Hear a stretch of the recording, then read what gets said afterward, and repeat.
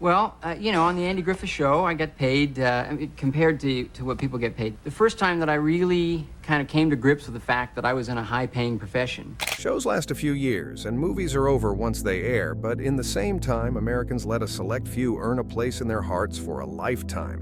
When we watch even the best characters on screen grow into real personalities, and we quickly become familiar with their personalities' strengths and weaknesses, we develop a real friendship with them. Like every other highly watched show, what drama was brewing behind the scenes and what heated rivalry simmered when the curtains fell and the cameras went dark on this show? Could something truly keep Ron Howard's enmity towards Opie quiet behind the scenes of their public faces? Find out in Discovery Unity as we explore the real reason Ronald Howard despised Opie.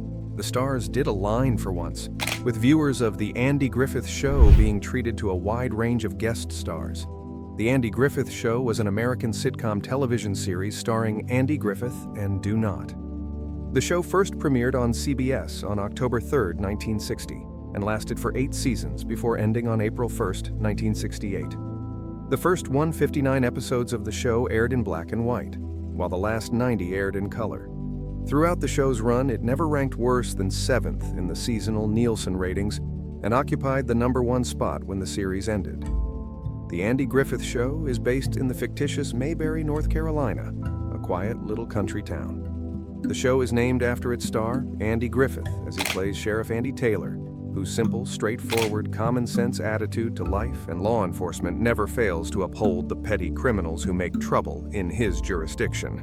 However, the sheriff focuses on preventing townspeople from making mistakes. The show uses rural and small-town stereotypes. Many of Mayberry's simple country folk, like gas station attendant Gomer Pyle, Jim Neighbors, and town drunk Otis Hal Smith, who would lock himself in the jail during his weekly bender and let himself out when sober, became cliches. Taylor's eager cousin, Deputy Barney Fife, Don Knotts, is his bungling assistant, although his earnestness frequently causes issues. Before retiring in 1965, Knotts won 4 Emmys, and Jack Burns succeeded him. Frances portrays Taylor's spinster aunt and housekeeper, Aunt Bee, while Ron Howard plays his fishing fanatic son, Opie. The Nice Man Show was part of a 1960s rural purge on television. 2 Gomer Pyle USMC series followed in 1964 and 69. In 8 seasons, Griffith and the show never won an Emmy, but the co-star won 6. It also inspired a revival of the 1986 reunion telemovie. The stars loved and hated each other. Stay tuned as we discuss the rest. TV drama was equal to off-screen. People loved and hated the Andy Griffith Show signing, even if it ended in 1968. It's not unexpected that people want to know what happens behind the scenes of TV's sunniest shows. It is. The silly 60s favorite had a lot going on off-camera, primarily due to Andy Griffith, the set boss. What was he like? He wanted to pull you down and hit you. What else could he do? Griffith, who played the most uncool main character, reportedly pulled many set tricks. Griffith occasionally pranked his friend by throwing a metal film can on the floor during a snooze in the recliner. The cast once stole his sneakers as a joke. That day, he had to take his enormous sheriff boots home from the studio. The Andy Griffith Show, like most of his humor, used the cast's good-natured gags. Opie and friends found Taylor's car keys and lined them up in front of the fire hydrant in the Runaway Kid episode, guaranteeing Andy a parking citation. Knotts signed for 1 episode. Executive producer Sheldon Leonard liked his role after the first day, but they didn't plan for it to be a regular fixture. Executive producer Sheldon Leonard immediately offered him a 1-year, 5-year contract. Interestingly, Earl Hagen and Herbert Spencer wrote The Fish and Hole. Earl Hagen whistles. Despite the show's lack of speech, the song has lyrics. Griffith even recorded the phrase, record. No rock could Ronnie Howard toss into the lake. The show's opening theme song features young Ron Howard, credited as Ronnie, walking by the lake with Griffith. Although it looks like someone threw a rock into the lake, it wasn't. When filming the show's opening titles in Franklin Canyon, Los Angeles, 6-year-old Howard tried to throw, but it fell short of the lake. Finally, assistant director Bruce Bilson had a prop man throw one at the same time to generate that famous splash. I hope his arm has improved. Opie pretended to throw a rock, but the prop man did. Be careful to look. Opie's throw produces a slightly delayed splash. After ending, the show was #1. It was the top TV show. That makes a big impression when you leave. Andy Griffith, a playwright turned film creator, wanted to remove Andy from the title. Griffith said creator Sheldon Leonard once regretted they hadn't named the show after the star. He wanted to call it Mayberry behind the scenes. It started with another name. Mount Pilot Rye was the previous name of the town. Andy confirmed this in person. Barbara, Andy's wife, had a brief role in Andy Griffith. In Barney and the Choir, Andy's real wife appears. Frances Bavey was someone else at first. Everyone knows Bavier as Aunt B. In the pilot, the actress played a local widow, Mrs. Henrietta Perkins. The episode became a tree episode, and she became Aunt B. The first Andy Griffith show guest to wear trousers was Joanna Moore. Peggy had to be Sheriff Andy's undervalued girlfriend between Ellie Walker and Helen Crump. Peggy owns one. Like Opie's rival, she wore trousers first. Betty Lynn quits Mayberry. Before retiring to Mayberry, she lived in Los Angeles until 2006. Following the burglary at her LA home, Mayberry yearned to spend more time at Mount Airy, the model home of Andy Griffith and the inspiration for the fictional mansion. After seeing the 41st Mayberry days, she resigned from Hollywood and moved to a small Carolina community. Frances Bavier's final performance was near a village. She moved to Siler City, North Carolina, from Hollywood after Mayberry RFD's final performance in 1972. Despite shooting all her TV episodes in California, Bavier fell in love with North Carolina's highways and woods. Andy Griffith claimed for years that Mayberry was not based on his birthplace, Mount Airy, North Carolina. Barney flips through a phone directory from the sheriff's desk in A Black Day for Mayberry. The phone book's front cover clearly says Mount Airy. The book about Mount Airy, North Carolina looks to be authentic. Something I didn't report. One actor remains unidentified. Mr. Schwamp played the character in 26 episodes. Sometimes he appeared in a Mayberry RFD Gomer Pyle or USMC episode. The extra appears at Christmas in Connecticut. Some years back, Tag Fan Club editors claimed they discovered his genuine identity as an April Fool's prank. The mysterious Mayberry actress was Don Knotts' sidewalk double. For years, we too found Nice Dress Nellie confusing.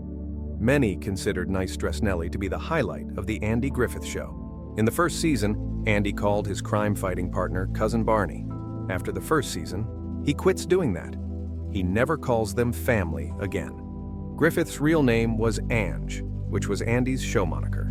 Barney chose the nickname Andy Ange for a reason. Interestingly, Knotts' character calls Andy this on the program too. The real-life characters of Griffith and Knotts bore a striking resemblance to what the man had warned everyone to expect. But Andy was quieter than Barney, who was a buffoon 50% of the time. This is right. Knotts was serious. The more you know. At the beginning of the theme song reel, Andy and his son Opie stroll to the water's end. When Opie tosses a rock into the lake, Andy will nod or write to the youngster. Griffith's biological father shook his head as he presented his happy seal. Rance Howard, Howard's father, acted in cinema and TV. They had a terrific connection between father and son, Ron concludes, and what we did on the program was primarily based on the relationship I had with my dad in real life. We all know Howard liked to include his hilarious family in a performance and always let his father work with him. The program suggests he worked effectively with his father. Andy Griffith's secret talent. Andy Griffith is best known for playing wise Sheriff Andy Taylor on The Andy Griffith Show. The actor, who died Tuesday, made his music debut. For nearly 50 years, music accompanied him. Griffith sang and played slide trombone in Grace Moravian Church's band in Mount Airy, North Carolina, when he was a youngster. The University of North Carolina at Chapel Hill. Griffith taught high school music before acting in musicals. Griffith sang as Destry in Destry Rides Again, a 1958 Broadway musical comedy. Griffith received a Tony for Best Male Musical Actor. Griffith was a nice jailbird and talented singer in 1957's A Face in the Crowd. He sang on many CBS episodes of The Andy Griffith Show from 1960 until 1968. Griffith constantly stressed music's importance. In his 1998 interview, he said every episode had a song. Griffith made numerous spiritual and country folk CDs over his career. The Fishin' Hole is a cover of the Andy Griffith Show's opening theme with lyrics. Naturally, Griffith did not play the vocal version's music. Earl Hagen whistled while co-composing the TV theme. Another CBS drama with Andy Griffith, the legal drama, had the actor singing. Griffith's 1996 gospel CD, I Love to Tell the Story, 25 timeless hymns, received the Grammy for Best Southern Country or Bluegrass Gospel CD. Additional musical awards followed. The Country Gospel Music Hall of Fame inducted Griffith in 1999. 6 years later, Griffith joined the Christian Music Hall of Fame and Museum in 2007. Just 4 years ago, the North Carolina singer collaborated with Brad Paisley on the video for Paisley's Waiting on a Woman, which won the Country Music Association Award for Video of the Year. The program was canceled. The team, initially convinced that season 6 would be their last, hired Nats shortly after the 5th season. The Nats agreed to continue in season 6, provided Griffith owned a portion of the derivative. Griffith declined, and the Nationals refused to play Barney again. Bevier detested her job. Bevier loved and hated her position on the program. As a New York City actor, she thought her dramatic acting abilities were being squandered. Yet she was the only original cast member to shift her role to RFD. The production crew feared Bevier might leave the program, so they avoided her. Andy Griffith said that the two disliked each other throughout the series. Griffith said on Larry King Live on November 27, 2003, that Bevier phoned him 4 months before she died and apologized for being a tough lady on The Andy Griffith Show. In a 1987 Carolina Camera interview with Bill Ballard, Bevier said it's difficult for an actress to develop a persona so famous that the creator no longer exists. You earn credit for other screen creations. According to the program, Aunt Bee was not a joke. She attended Columbia University and the American Academy of Dramatic Arts after growing up in New York City's noble family. Suddenly, she was on Andy Griffith. Andy and Frances didn't get along throughout the series, but Griffith and Bevier reconciled before Griffith died in September 1987. It's good that they reconciled.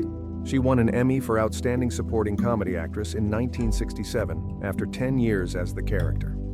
In 1972, Pete Bevier's cousin Frances retired and lived alone until her 1989 death. She seldom left her magnificent 2-story Siler City house while she lived alone. The actress's sparsely furnished back room included a bed, desk, TV, and end table, along with a huge package of black licorice and her glasses. In 1967, Bevier received the Primetime Emmy for Outstanding Supporting Actress in a Comedy. Few knew that Don Knotts and Andy Griffith's real-life friendship inspired the Andy Griffith Show's warm and caring connection. Both guys were poor Great Depression kids. Poverty raised Griffith in North Carolina without a crib. He slept in dresser drawers for his first several months. West Virginia reared 4 sons, including Knotts. Interesting fact, the show's most famous scene is Andy and little Opie whistling to fish.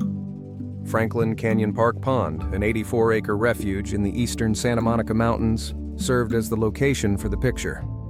Cast members have a favorite episode.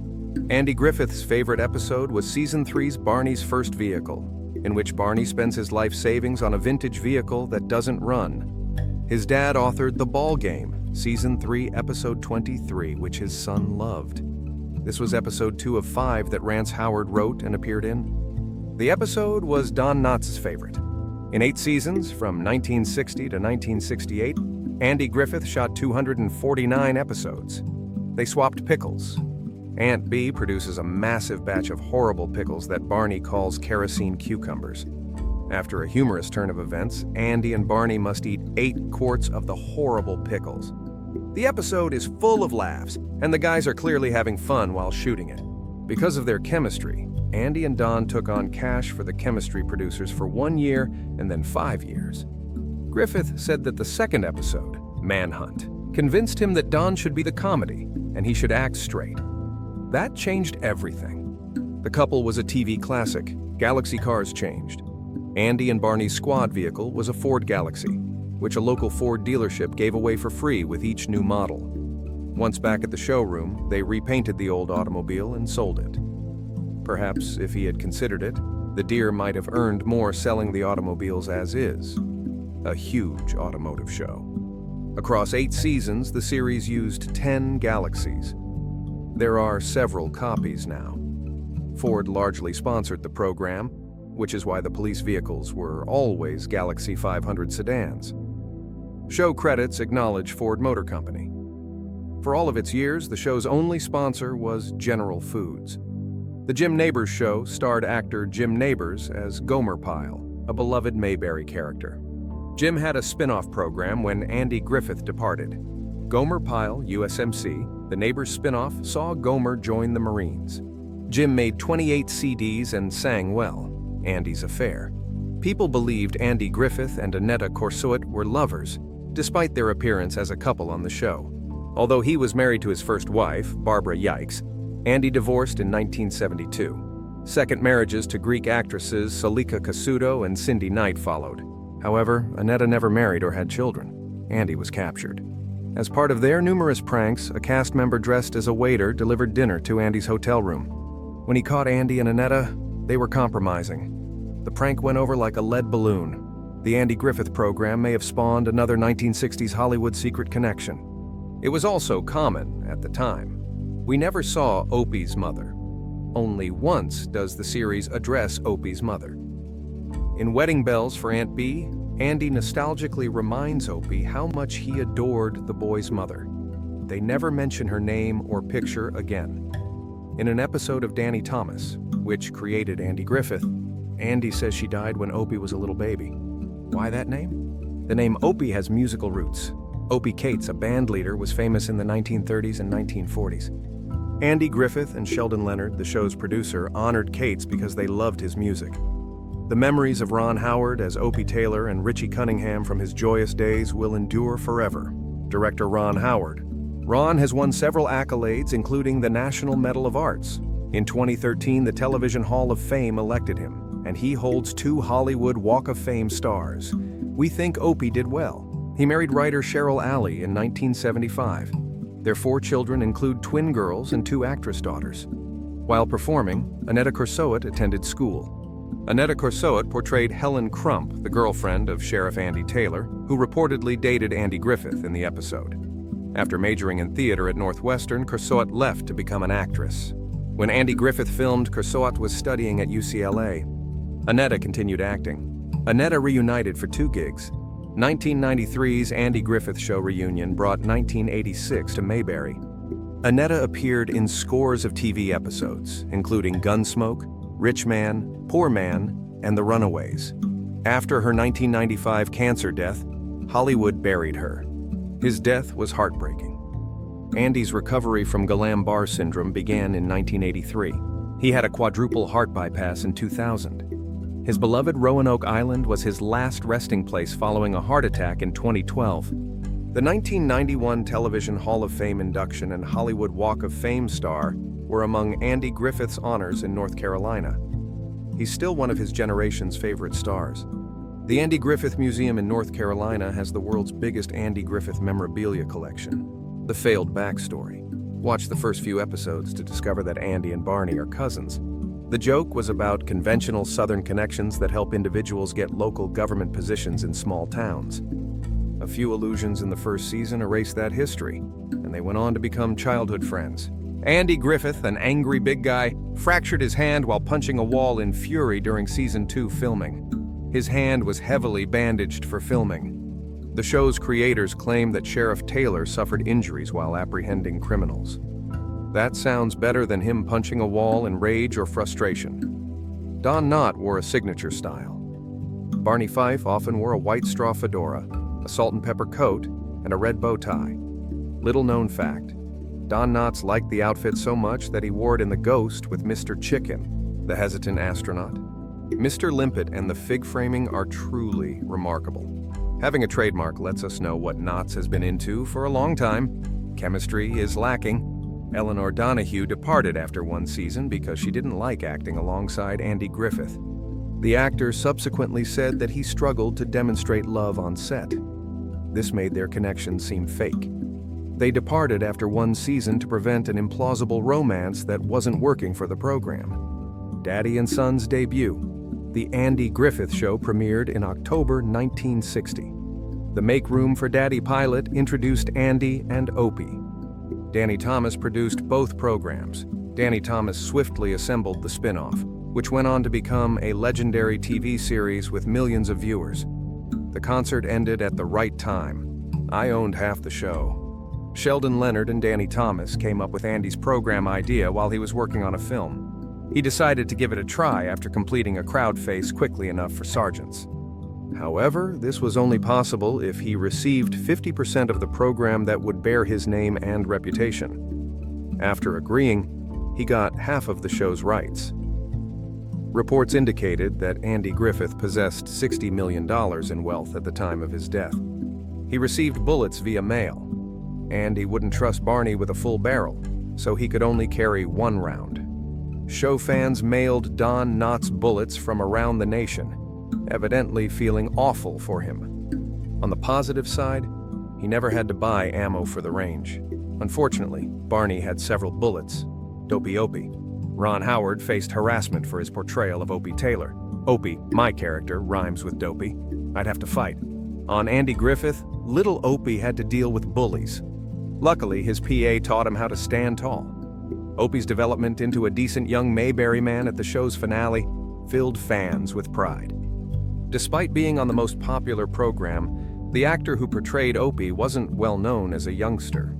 In his 2012 memoir, Hal Markovitz mentions Ron Howard discussing this delicate period. Howard acknowledged that his friends found him uncomfortable as an actor. He denied being pleased with his accomplishment and stated he never discussed it with other youngsters on TV. Howard said he didn't want to discuss it, but he enjoyed his job. He just felt he had to keep it quiet. The Andy Griffith Show was the nation's top program, so I always thought I could do something uncommon and operate in an adult atmosphere, no matter how little he addressed Mayberry. Thanks for watching. Please like, comment, and subscribe for more videos.